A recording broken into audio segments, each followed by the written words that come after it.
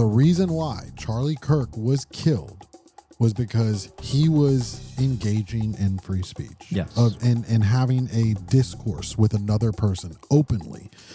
There were people that supported him losing his life because he was engaged in free speech. Free speech. But I wasn't born here in the United States. I was born in Cuba. I came over here and I was 7. Now, that being said, in Cuba, you had weird pets. I mean, not weird, just I had a pet chicken. All right. Let's just say that one day, my pet chicken was nowhere to be found. Okay, I was around 5 or 6. What was his name? All right, Jerry. Jerry the chicken. For all intents and purposes, Jerry was nowhere to be found on that sad, gloomy day. This actually happened. Now, did little Mario walk up? How do you say, ¿Dónde está Jerry? ¿Dónde está Jerry? All right. Mama, ¿dónde está? Turns out what was for dinner that day. How'd he taste, though? I served myself twice.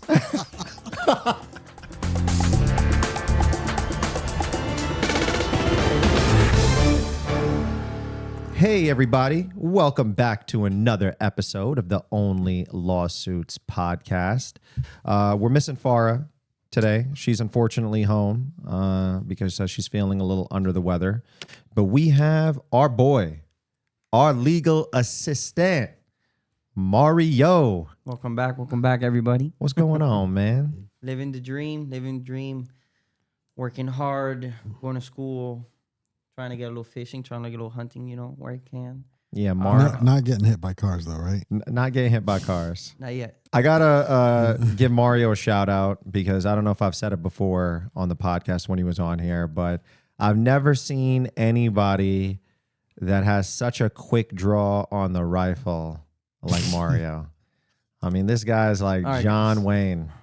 Let's John Wayne of hunting snipes. You and Nis Ocean have a quick draw. Let's give a little context clues for the fellas. But I was firing from the hip. All right.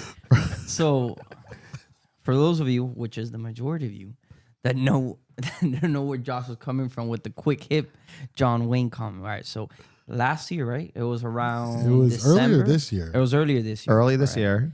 I had a good idea. It was actually a pretty good time. Where I told them that if they wanted to go hunt snipe. For those of you that don't know what snipe is a small bird that's migratory, that's regulated by the Florida Fish and Wildlife, and it's pretty good eating. It's a small bird, and they're pretty fun to shoot. We hunt them with dogs. That day I had Dixie with me. Problem with snipe is they're very hard to hit. Not for Mario. Not for Mario. I mean, they might be hard to hit for others like me who is pulling the shotgun out, firing from the hip. But this guy killed 3 of them. The birds called snipe, and Mario sniped them out of the air. So why Josh is saying this is because we all took turns, hunting birds because we had one dog and it was 2 shooters every time, when we were taking turns. So Mike was up. Mike did all right. I think he shot 1. It's pretty good. But then it was Josh. Let's just say, fellas, Josh, the birds were safe. They were safe. They were not in danger. I think I was more in danger. I remember the look on Josh's face when you told him to shoot. He was like, "Oh." Look, I will just say that if all hunters hunted like me to get the snipe population under control, that bird would rule the state of Florida. Because they're small. They're quick, very fast, and I was trying to mimic Mario's pull, but I was just like, "Damn, dude!" The scariest thing is they fly low. They fly so super you have low. to shoot low. So Yeah. Me, Mario, we're all like behind Josh relatively. So like, if that bird would have pulled a Yui, like Josh. They were standing behind me. They were standing behind me, and they were still nervous. Like, yo, like. He might actually still hit us. It was safe. We all did a quick safety briefing before, but it was fun. It was. I told them they were fast and they didn't really know what they were getting themselves into. We should go again. Oh yeah, we need to. It's fun. What we should do is do some clay shooting before. And But the thing- That would be helpful, actually. The thing is, that would be Mike, helpful. clay and it's Listen, the closest thing. I'll but tell you why. Because at least they'll get practice to do the yeah. draw up to the eye and not Yeah. shoot from the hip. Yeah. The thing is, it's traditionally I've hunted duck, dove. Bear. No, not yet. Well, actually, seasons, right around the corner. I saw that there was like Oh my God, that brings me 14,000 applicants. But you know what's crazy, Michael? I don't want to digress, but I will for this purpose.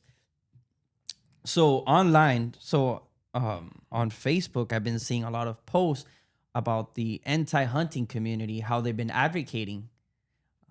This is gonna be funny. How they've been advocating for to save the bears, which science supports that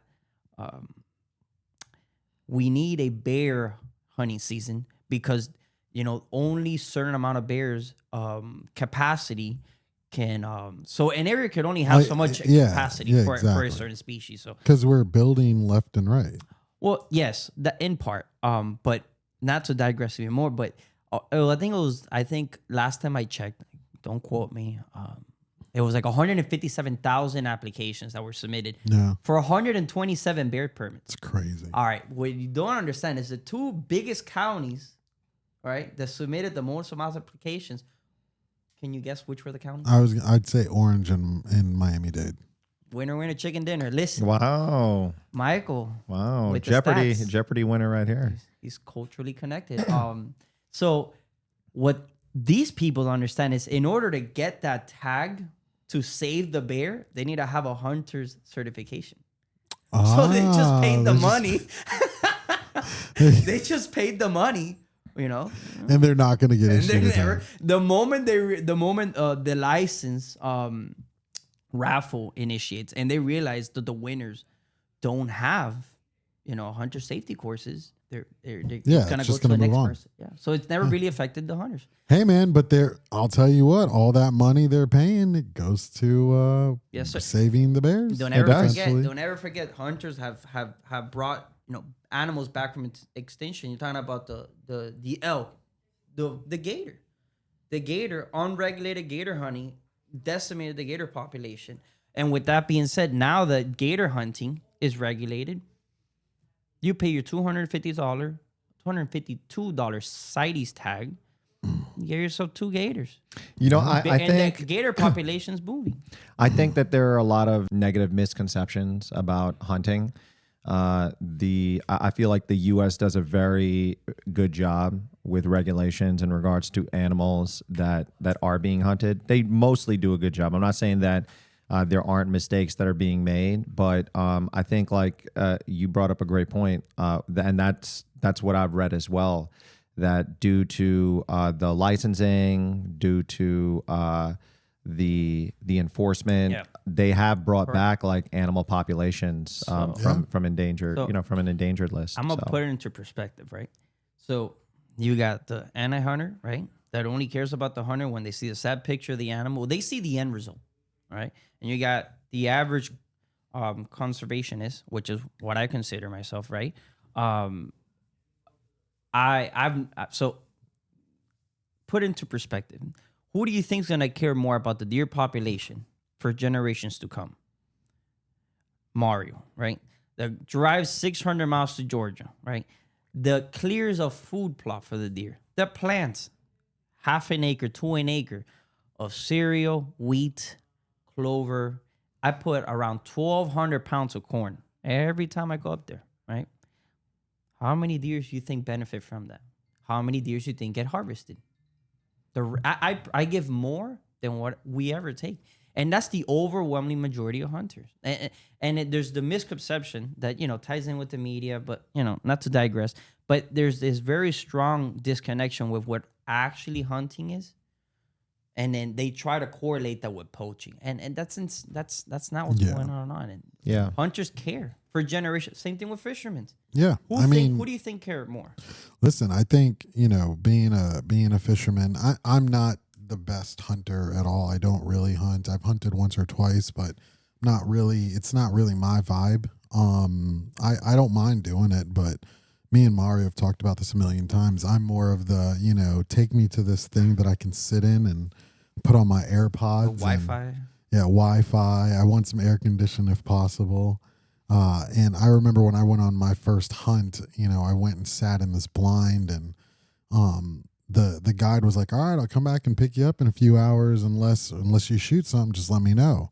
I was like, all right, cool.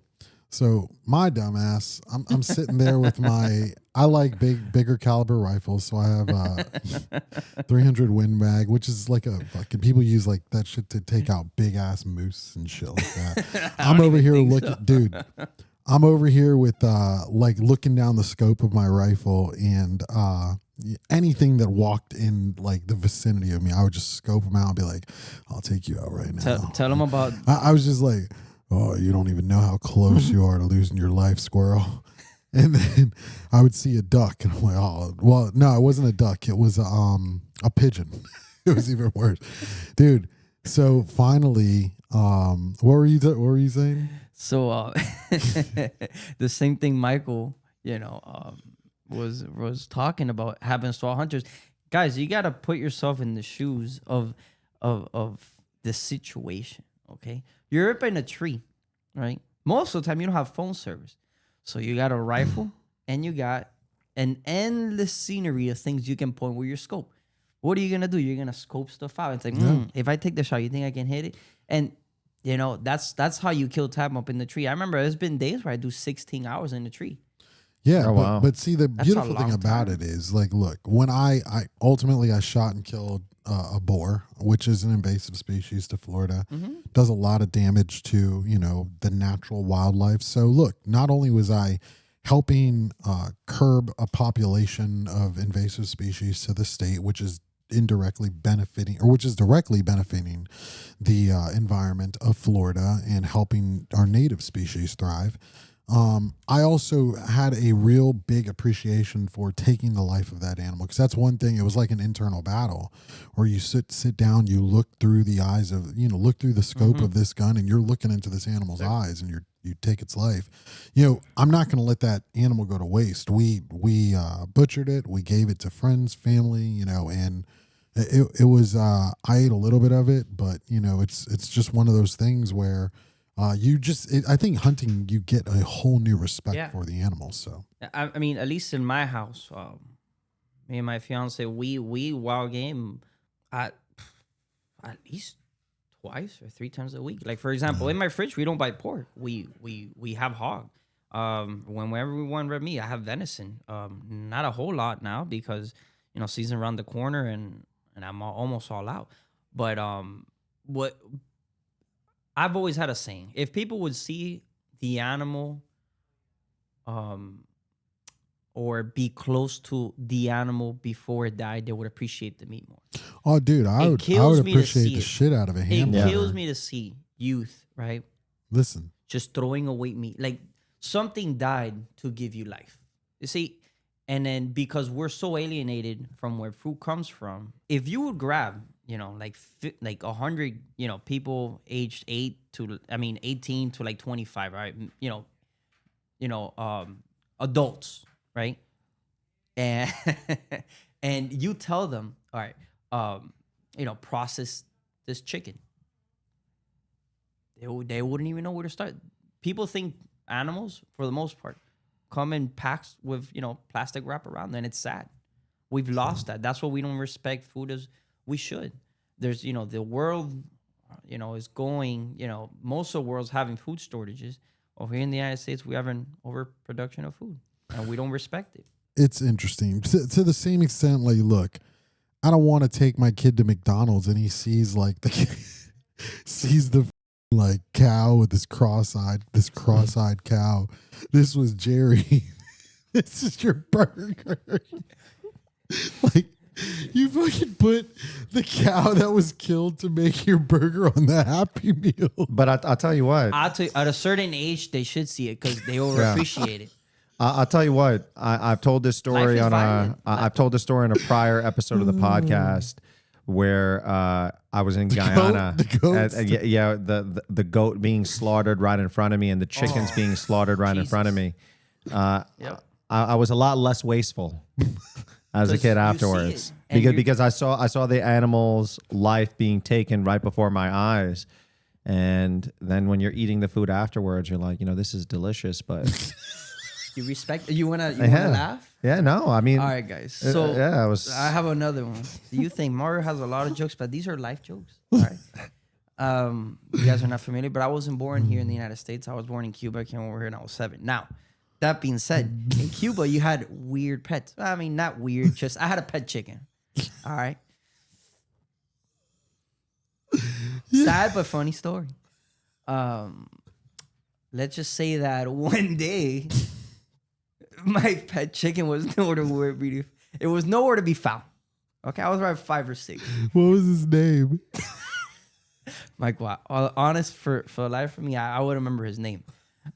But what you gotta understand is, let's name him Jerry. Jerry the chicken. For all intents and purposes, Jerry was nowhere to be found on that sad, gloomy day. This actually happened. Right? Now, did little Mario walk up? How do you say, "Donde está Jerry"? ¿Dónde está Jerry? All right. Mama, ¿dónde está? That's literally how it happened. And I'm being honest with you guys. And I don't know where, Jerry, I guess, was. Turns out what was for dinner that day. How'd he taste though? I served myself twice. My mom, she told me years after, right? She told me she didn't eat that night. Because I ate that chicken with such joy. I ate it and I served myself twice. I didn't know I was eating my pet chicken. It's life, They it's a circle of life, man. Yeah, they told me that the chicken was they sent it to the farm so he can have babies. Turns out he was sitting in front of me this whole time. Oh, that is hilarious. Yo, man. well, let's jump into the real topics. Yeah. We'll jump into the current news. The current news. Eating Jerry at the table as a 6-year-old kid. I have a 6-year-old Mario eating Jerry at the table. Jerry. Countless other stories. Oh man. Well, let's talk about something else that's kind of popped up recently. There's since we're talking about killing things, fuck it. This, not to sound insincere, but obviously another person is in the news about being involved in a murder, right? Or somehow tied to a murder. Have you seen this news story about this musician? His name is David, spelled D4IVD or something like that. Yeah, I've watched a few mini docs on it. Do you know what we're talking about? You have any idea? No clue. All right. So me and Josh are going to give you, let's play a game. Let's see whether or not you think he did it. Me and Josh are going to go through a fact pattern of what this case is roughly about. And you're going to give us live reaction of whether or not you think he did it based on the circumstances. Based on the circumstances. Keep in mind, this is a crime that's in California right now. And as of the taping of this video, there is determined to be no probable cause by the California Police Department to arrest him. So he's still out. He's still out there. So, Josh, I'm going to start and you pick up and fill in more details. So, first off, this girl, Celeste, I think her name was Celeste. 13-year-old girl, this musician by the name of David, met her, I believe, when he was 17 years old. The mom, so the girl disappears from her house one time. The mom knows that the little girl's dating a guy named David. The girl shows up in his live streams, in videos with him online. Like they were. He wrote a song about her that wasn't published. Yeah, and in the song he talks about a girl, Celeste. There's some chat room like stuff that's out there where he goes like, "Hey Celeste, are you in here?" And then she responds in the chat room.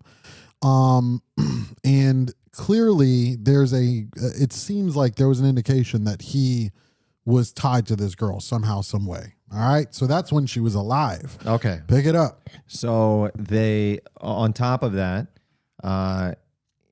they shared the same tattoo. The tattoo that said "shh" on the finger. SH, H, and with a few dots. Other celebrities do have that same tattoo, but they shared the same tattoo in the same exact place. And keep in mind, she's underage. She's 13 years old. She just would have turned 15 like a week or so ago. Which means that she was murdered at 14. And he is like 19 or 20, I think. Yeah. Now. So there's a Tesla that they have footage of that is avoiding all traffic cameras on the way to an impound lot. That's crazy because Teslas have cameras. But while he's on tour, right, and this is to cement the end of the story, while he's on tour, there is a very pungent smell coming from the vehicle, and they find her dismembered body parts in the car while he is on tour. And guess who owns the car? Him. David. He was staying at some place, rental in California, and abruptly left the rental, broke his lease. The police have seized a bunch of stuff, and all of this has happened within like the past week and a half, maybe. Yeah. So they found the body about a week ago. She's been missing for almost a year or two, I think. Let's hear what your thoughts are. Do you think he did it? If I was, look, I'm gonna give you two. I'm gonna give you two answers. I'm gonna give you the answer the answer that I will give you if, as myself right now, I'm disconnected. They're nothing to me. And I'm gonna give you the answer that if that was my daughter, he's cooked. Cooked. Yeah. All right. Because as a father, somebody has to answer for your dead daughter. He's the most likely suspect. Put yourself in that situation. So somebody's going to answer. Myself sitting here, yes, I guess he owns the vehicle. He's registered to the vehicle. I guess it does make him a prime suspect. Now, is it enough to substantiate probable cause? And California notoriously known for being very lenient with letting people out of jail. That the same people go out of jail, all right, and commit more crimes. So it's not a surprise. He's not even under investigation for anything. I mean, they didn't let OJ out. And let's also throw this in there. So David is a black artist, and the girl is a Hispanic girl. She's a Hispanic girl. Yeah. Unlike OJ, which was a black football player, and Nicole, which was a white female. Yeah. Do you think if Celeste was a white girl, you think if Celeste was white, I think there would definitely be a lot more uproar. Yeah. I don't know. I don't buy in. I don't buy to that. I'm gonna give you my answer. I think California's police department has progressed. Progressed towards regression. They have very well said, Mario. They have the highest homeless rate. It's people are running wild over there. It's very sad to see. California used to be, if not the best state. I just think that right now, based off of the current dynamics of the case and evidence that the police department is trying to gather, based off of what's on the internet, there should be enough substantive claims to bring forward on him So it is surprising that he hasn't been arrested yet. But maybe it's because they're trying to build as solid of a case as possible. I mean, of course, they're going to want to build the most solid case they can. I mean, there's got to be. Listen, something doesn't smell right for me at a minimum. My problem is this guy was. He met her when he was a minor and she was a minor, but something doesn't sit right with me when you got a 17-year-old hanging out with a 12, 13-year-old. You know what I'm saying? Something definitely doesn't sound right. She started following him when she was like 11 years old, though. Yeah, that's crazy, a red bro. Yeah. They're getting matching tattoos. But then it goes to the parents too. Like, this goes to show why you guys, like, as parents, like, gotta stay on top of what your kids are doing, because this is the crazy that happens, man. Kids get roped into the social media shit, and this guy, sang a song on TikTok or whatever it is, and evidently, like, this little girl now is found dismembered in this guy's car. It's insane to me. You know, it's crazy. I wouldn't even venture to put myself in those parents, shoes right now. Yeah, because imagine if it's rough for us sitting here, a few thousand miles away. Imagine them, Yeah. It's unfortunate. That's why to rehammer what you said, you gotta stay on top of your kids, man. Even when they're right in front of you, they still act a fool. Yeah, it's crazy. Sad. But it kind of goes into, what I wanted to really like hammer down is, as a parent, you have a responsibility to make sure your kids are safe, right? And in this situation, I believe the girl ran away. She got brought back, and then she ran away again. I mean, I heard like, one of the people that I've heard listen to on this case, they were saying, the parents do have some sort of, issues in this too as well, because if she ran away before and she came back, I mean, you got to do something. You got to intervene in your child's life. Move them somewhere, put them something, do something, man. I'll tell you. So when I used to work at a psychiatric hospital, another thing, I used to work at a psychiatric hospital. Yeah. That was interesting. So I learned something that ties into this, right? A lot of parents want to correct the behavior when their kid's 15. Yeah. If he didn't listen to you, or if you didn't pay any attention when he was 7, do you really think you can stop that train at 15? That's a good point. I mean, like, it has to start. Discipline is accountability, responsibility starts at an early age. If your kid's been running wild, you can do no wrong. At 15, you really think, you're going to get a hold of that bull? No. What I'll say is that there are a lot of things that are going on in this case that could be hearsay, could be factual. There are just so many different things that, like, we don't know, but there is actual footage of him, at 18, 19, 20 years old, however old David is, and her being 13, 14 years old at the time, on stream together, right? Yeah.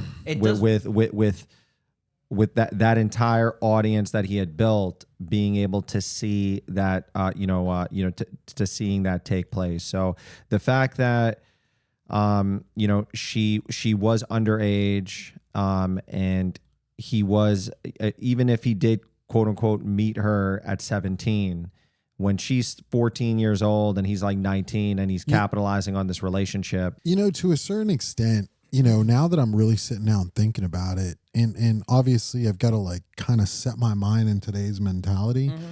I kind of blame society for this as well, because dude, we live in a society where, listen, when I was growing up, I was always, there was like this social cue, like, hey, you turn 18, you're a adult, go get a job, like, blah, blah, blah, blah, blah. Obviously, my responsibility and accountability. Yeah, that was like a theme that was pushed in society. You're 18, you're on your own, right? And I feel like nowadays, like, it's common for people to be 20, 25, 30, living with their parents and not like taking responsibility for their actions, playing games and like like, look, me and Josh were just talking about it. We haven't really played video games, as much as we used to when we were younger. Obviously, we've got a lot more responsibility. We've got families. We've got a shit ton of stuff. And that's something I think society needs to really reinforce is like, listen, you turn 18,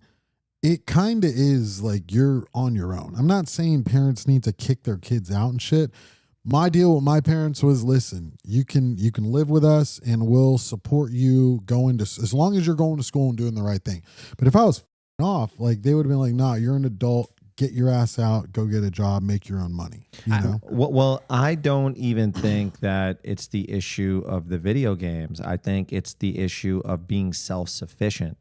There are a lot of people that are living at home, for a wide array of different reasons. It could be taking care of their parents. Maybe life is a little bit too expensive. I mean, there's so many different, factors. And I don't, want to be negative toward anybody who still chooses to live at home. But there comes a certain point in time where, as an adult, you have to be self-sufficient, right? So if you're at home, because it's a cultural thing, because there are many cultures where, Hispanic culture, even like West Indian culture, our culture. Our families don't want to let you go. Our families want us to stay home. So I don't think it's so much an issue of that. I think it's an even bigger issue on kids not growing up to be self-sufficient adults. Yeah, and I guess you framed it a little bit better than I did. I just think, like, for some reason, I feel like kids nowadays, they have this concept of like they don't take it seriously. They don't understand entitlement. Like I got bills, bro. Like when I turned 18, like I got a phone bill, I got a car insurance, I got this, and it's like I feel like people don't.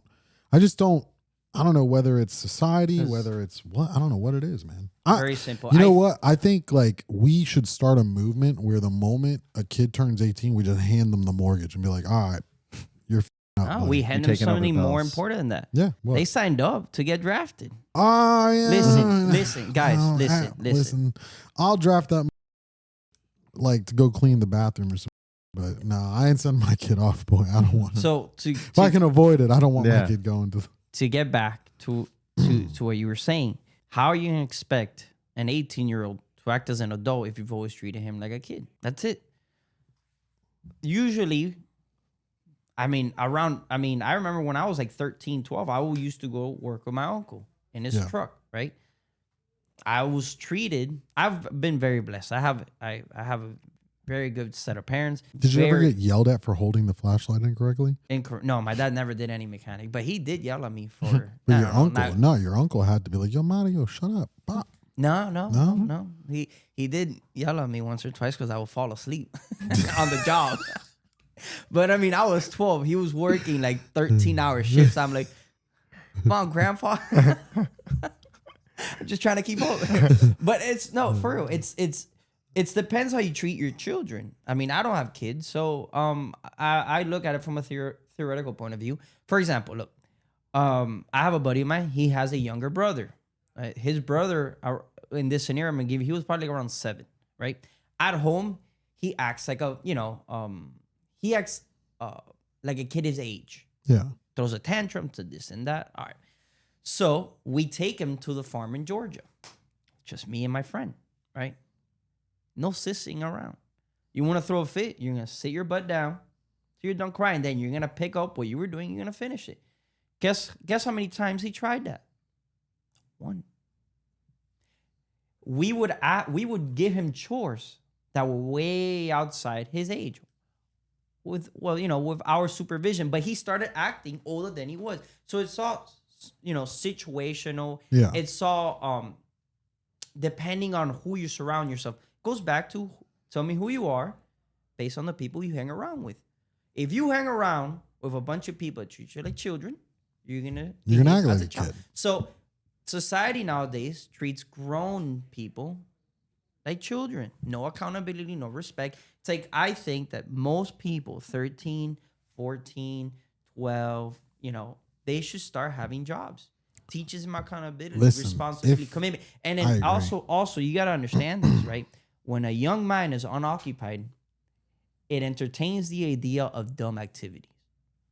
if you're too tired, okay, if you're too tired to get up and go hang out with your friends, think how much you're saving yourself from doing. Like, think about it. Like, if you look, I'm not gonna lie. If you working, all right, if you're cutting grass all day, right? Do you really want to go out? I'll tell you what Friday I was doing night? about. Yeah. Do you really go out? My mind was going to the same spot though. Do you really go out if you've been cutting grass all day, right? If you've been cutting, Mario's. I definitely was not thinking about working Yeah. at 13. that's what I'm saying.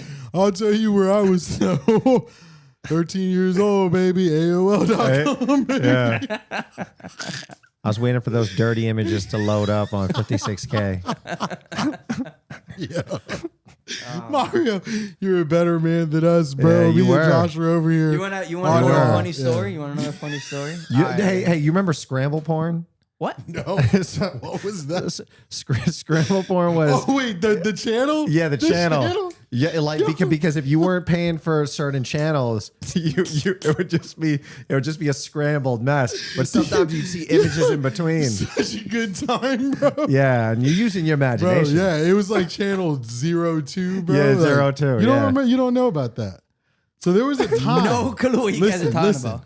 There was a time in like history, American history. This is man. American history. And this leads This right is- into the next This thing. leads is- right into the next thing. FCC, bro. The Yeah. FCC used to allow the airwaves to have like at like 2 a.m, you would see like on like channel 02 or -2 or whatever. Could be Cinemax. Yeah, or it could be like Could be Playboy. Yeah, like say you didn't pay for HBO or Playboy or something. Mm-hmm. There used to be the channels that were there. They just wouldn't come through the Yeah. TV. You could see some of it, but you can't see all of it. So So you mean you- to tell me It would be y'all like screen. You would see images like kind of pop up, and then you would just see like a boob pop up, and that was your time, bro. That was your time. So you're watching cartoons you and were randomly ready. there's No, a it boob that comes wasn't. up? No, it wasn't cartoons. It was real shit. It was like the real. They were playing a porn, but you couldn't see it in its entirety because the channel was scrambled. Yeah, And that's why 'Cause they you call didn't it pay for the scramble porn. subscription. What a time to be alive. What a time to be Listen. alive. It's American history, man. This is American history. It's bro. American This is history. it. Which leads us right into our next topic. Perfect segue, my man. Perfect segue. First Amendment, baby. Jimmy Kimmel. Jimmy Kimmel. Okay. So Did you see Jimmy Kimmel scramble porn? No, I'm just No, kidding. no. There was But you know what, Mario? Before Mike and I delve into it, what is your perspective on Jimmy Kimmel, what he said, and then the repercussions that he dealt with, and then now him being back on air? I'm gonna give you the short answer first. Any limitation of free speech harms everybody. Yes. All right. Yes. Without a doubt. Okay. You limit me today, I limit you tomorrow. It ends up being, corrupt state. See, I'm all for the idea that I want to hear the negative everybody has to say. Because so long as we hear the negative, at least we're hearing it. Okay. So with that being said, I don't believe people, should be shut down because of them expressing their sentiments towards others. With that being said, he was on a private cable, not a state agent, okay? If his views tumbled because of that very, very insensitive comment he made about Charlie Kirk, he gets fired. That's on him. That's free market. But see, Okay. to a certain extent, Hold on. the comment he made, though, I'll disagree with the insensitivity aspect of it. I think it was an inaccurate comment. And the reason I say that is because me and Josh both watched it. Because I was looking for something looking for something way more like, oh, Charlie Kirk should have died. You know, I was looking for that. But what I heard, and maybe I didn't see it, was he basically tried to frame it as this guy that the conservatives are trying to make it look like the liberals, but it was the conservatives that killed him, right? I mean, that's the comment. No, that guy, no.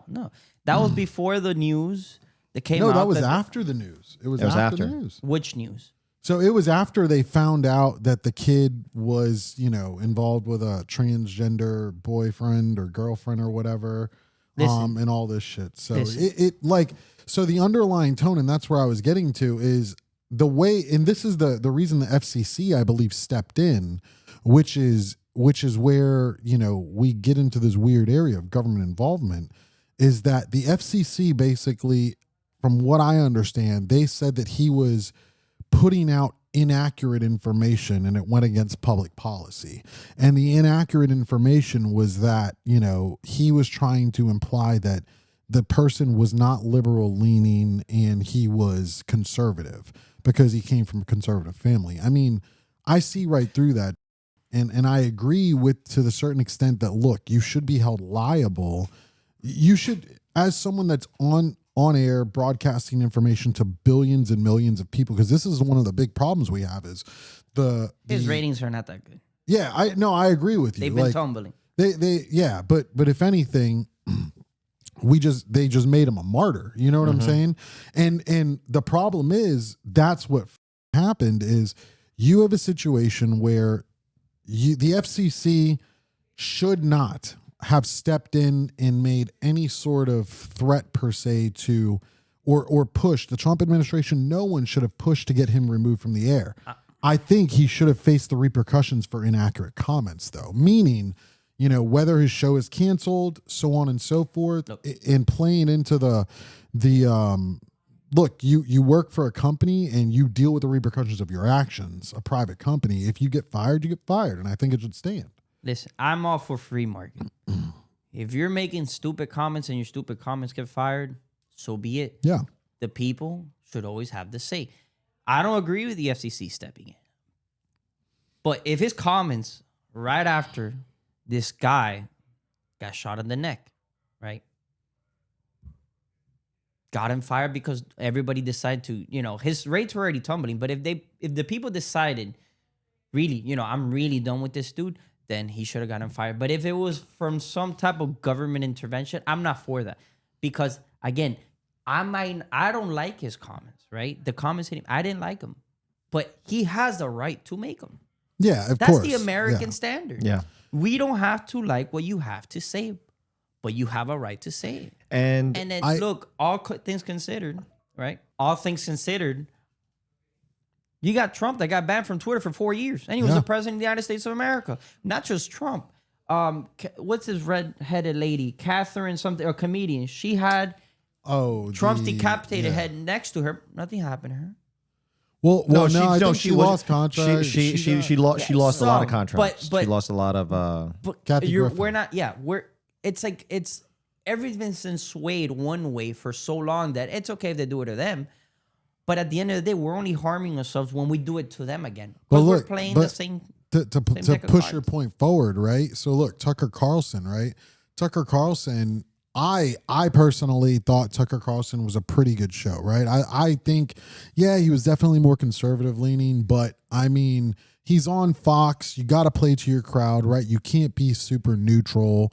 But I thought Tucker Carlson was a pretty good newscaster, right? Or organization. One of the big problems is, like, part of a lawsuit, they made him get off the air, which I think is just totally funny, when similar backlash as a result of the comments and the political atmosphere, you force Jimmy Kimmel off the line.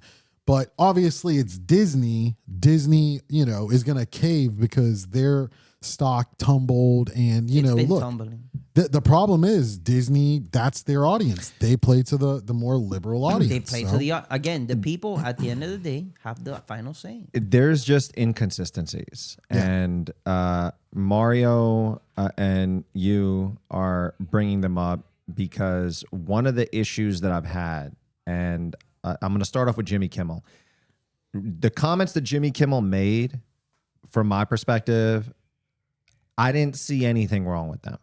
He was apologetic for Charlie Kirk's death. Yes, he was really going in on Trump afterwards and, conservatives afterwards, but he didn't say anything negative toward the death of Charlie Kirk, which is where a lot of the uproar from the right was. Yeah. Okay. They canceled him. He came back, and, I watched the monologue last night, and as much as I do not like Jimmy Kimmel, he said a lot of poignant things in there and brought up some really great points, even for the chairman of the SEC. who in 2022 commended, and I'm going to put that on screen, the Biden administration for allowing political satire and allowing comments to be made, even though they were quote unquote disagreeable with the Biden administration, right? Yeah. Biden stood up for the free speech, right? And Carr came out with a statement saying that free speech should be protected. Hold on. Trump as well came forward at the same time, right? And I'll put that on screen briefly. If we don't have free speech, then we just don't have a free country. It's as simple as that. If this most fundamental right is allowed to perish, then the rest of our rights and liberties will topple, just like dominoes, one by one. They'll go down.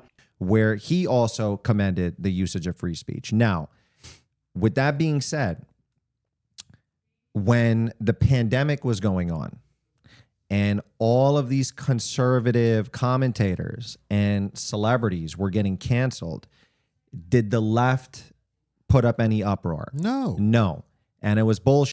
Gina Carano, star of The Mandalorian, when she got canceled for her comments, right? She is allowed under her right for free speech to say what she wanted. Like, at the pandemic was a trying time. She made some comments about the vaccine, but everybody canceled her on the left. And due to pressure, Disney fired her.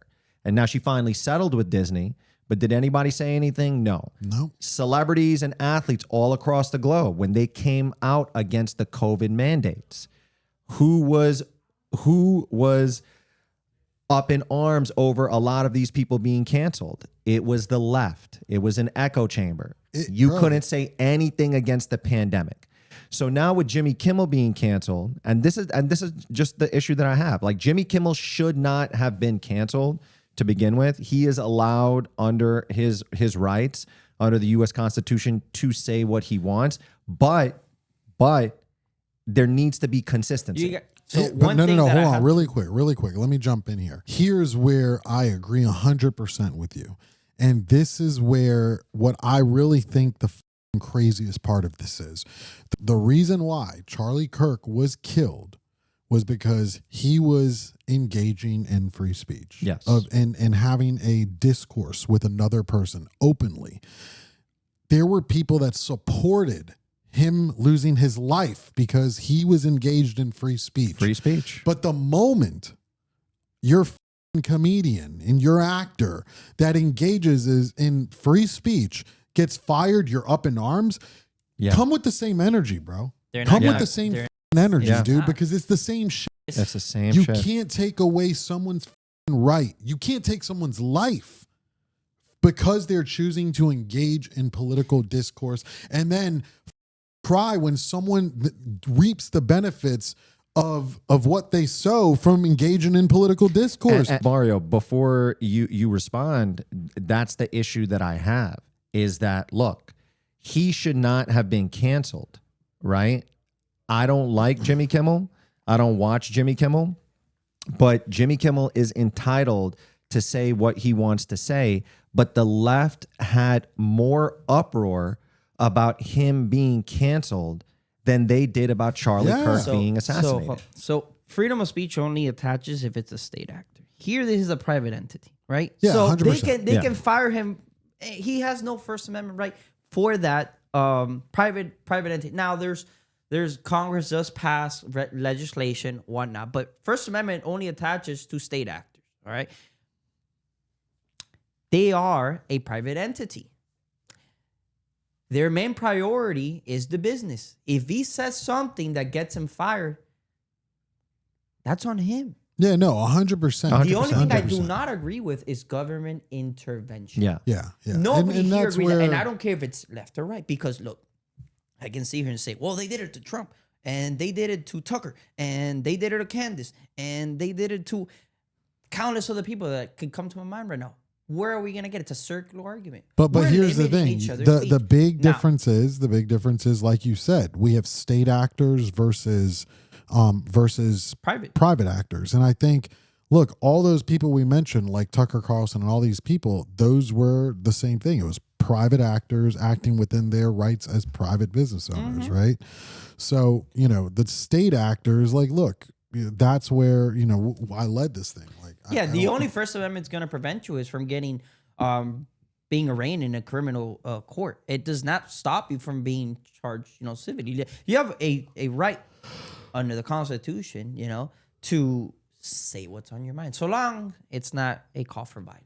But that was the primary issue. It's not going to stop you from getting fired. Yeah, but that was the primary issue, was that they only acted on taking him off the air after Carr came forward and said that he would potentially pull their licensing. But I want that same energy. Yeah. Okay. I want people not forget. I want them to remember Kimmel, right? I want them to remember what happened to Kimmel, right? Where they put him back on because they were gonna pull the network's license. Okay. I want them to remember that next election. Yeah. Okay. I want them not to forget the previous election where Twitter, Facebook, Instagram, Google, they all got caught censoring speech on the behalf of the government. Why? Tell me. Why is speech being limited to put forward one-sided narratives? But then when it gets done to the other side, we're all, up in arms. I want that same energy when everybody's speech is limited. And it's always one side continuing to oppress the other. And when we limit speech, whoever is being limited, we all lose. I agree with that. We all lose. I agree with that. Because 100%. I come from a country where you have no speech. The privilege it is, not the right. It's not a privilege. It's a right, inalienable right, right? Maybe you believe in God or whatever you believe in. To say, you stand outside and say, I hate the president. You say that, for example, in the motherland, in Cuba, you're cooked. Yeah. You say that in Russia or China, you're cooked. You're cooked. Yeah. Like, people take for granted the freedom that this country has, and it's sad because we take it for granted, we throw them away, and it kills me. It's backwards. This is giving me a real headache. And One last one. What's your, since we are, a few weeks away, what's your take on open carry in Florida? Oh, actually, this is a really, really good subject to end on quickly. Because our boy right here, Mr. Singh, open carry right open now, carry, baby. in a private entity. Call me OC. Yeah. Like I said the last time, I have been utilizing the open carry law. And just because it's like, why not? It's like, it's kind of like a new iPhone. Yeah, I'm going to buy it. Yeah, I got the new iPhone right here, baby. Orange. Yeah. Not a fan of that orange, but listen, I'm a sucker for new things, right? But ultimately, I will tell you this, only reason I've done it, I've been concealed carrying just as much. I only have been open carrying, when at work, when at home, all the places I could have, all the places I could have open carried before. But part of it's a social concept of I want to see how people are going to react to it. And then yesterday I did actually open carry in public. But I still feel really weird open carrying. So like I even covered the gun with my shirt. Yeah. And the reason I say that is because like I do have this concept is like, look, as a gun owner, I don't like the idea of being sicking out. So if more people open carried, I'd probably feel more comfortable open carrying in public. But the fact of the matter is I don't want to be that, like, I don't want to be the, you don't want people to target. I don't want the attention. Yeah. Especially because, there's a great attorney that also does a lot of YouTube stuff. His name is Colin Noir. I watched some of his videos, and him and I share a lot of the same beliefs as him in regards to a lot of things.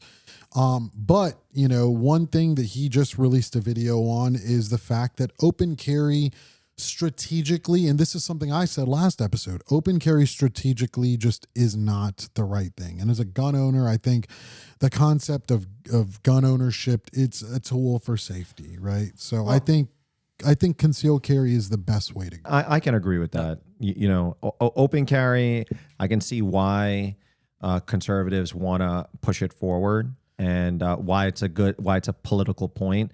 But I think concealed carry to me would probably be the best middle ground. Yeah. See, I think this open carry that's gonna happen in the next 2 weeks. I think it gives more power back to the people. I agree. No, It gives I agree. people more I agree. freedom. Okay, it shouldn't be up to the government to tell me a shirt like a 16th of an inch shirt. You know, says the difference between me going to jail for open carrying a firearm or lawful. No. I think open carry gives power back to the people. Some people might not like it. Some people might like it. That's the Constitution doesn't care about your feelings. It cares about your inalienable right. Please understand, right? When I go hunting and fishing, I interact with law enforcement all the time. You think they care? Like, obviously, they're cautious. You know, you don't reach for your firearm. But it's the respect to another human. See, that's what we lost. The respect to another human. Like, you got to understand, open carry a bazooka, open carry a machine gun.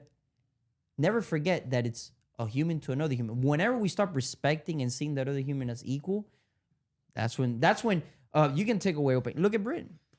They have a stabbing epidemic. They don't have guns over there. What's the cause? Is people have lost that respect, that community attachment, and that's what kills everybody. It's you can open carry, like I said, a bazooka. As long as you respect your neighbor, as long as you see him as equal to you, at the end of the day, we're humans. We're morally more or less entwined with each other. But it's sad that, you know, you got people here that say, oh, you know, you shouldn't open carry, or we shouldn't have firearms in the first place. And it's the same people complaining when they get their rights taken away.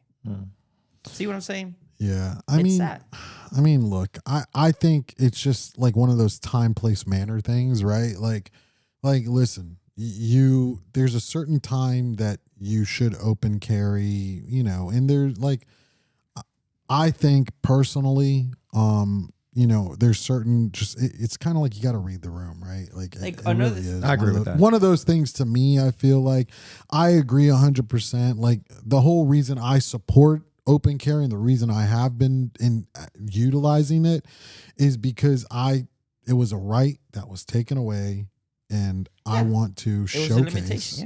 I want to showcase as an attorney, like, look, now we got our rights back. We're back, boys. We're back. We're back. The boys are back. Yeah. It was a limitation. And then another thing that gets a lot of people in trouble. You happen to have your gun on the center console of your car, right? Placement is everything. Center console, that's plain view. That's open carry. You're on the hook. Open carrying a firearm. With this new law, less people are going to go to jail for stupid things like that. Something that it's sad. There's people that have been, you know, arraigned. People have been, you know, taken to court, brought against a judicial system for something that now is going to be completely legal. Something that should have never been a thing in the first place. Don't forget, 26 states already have open carry. Yeah. And hey, we're number 27. Hell yeah, brother. I think realistically, gun rights should be allowed in every state. They should be. I think concealed and or open carry should be in every state. And because I don't think, you know, I don't like to travel much. I especially hate traveling on planes, not because I'm scared of planes. I just don't like going to the airport and dealing with the shit. Of planes? Sometimes. Mario said something earlier that I think really encapsulates open carry or concealed carry and just like gun ownership in all 50 states.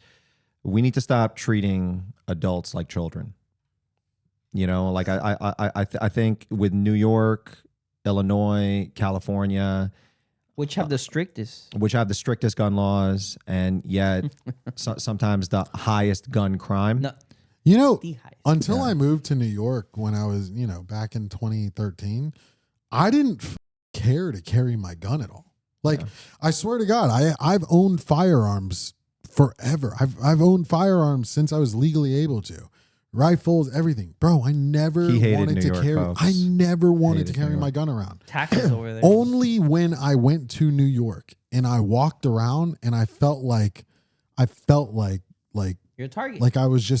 I just felt weird, man. I was love New like, York. I just got back, so I love the city. that place. You I love the can't- state. You can't pay me to Listen, go in. listen. I promise you, if they make it, if we can somehow get a U.S. Supreme Court law that strikes down all gun bans and allows open carry, boy, I'm buying a fucking Barrett 50 cal or whatever. I'm buying the biggest 50 cal BMG I can get, strapping that 40-pound bitch, and I'm walking through Times Square if I goddamn possibly can, bro. I don't Well, even before they do that, you Protest, need to help me purchase a new handgun. I need I'll some. just give you one, dude. Show me I your need some. I need license. some handgun advice. So, What, but what you really need is some shotgun advice. You. I ain't good with the rifles yet. did but we ever one tell day. him how he shot from the hip? Josh. We Reach gotta for the replay that stars. video. I felt like Rambo. I did. I felt like Rambo. Hunt and snipe. But Mario, thanks for joining us today, man. We love you. Great conversation as always. If you're wondering what it's like at the office, it's just an extension of the conversations that we already have here every day. So to everybody who's been watching and tuning in, thank you so much. Another big shout out to our boy Truman. Always doing such a great job helping us to produce the podcast. And, if you guys like what you see, subscribe. If you have any suggestions, leave them in the comments below. And until next time. Peace. Peace.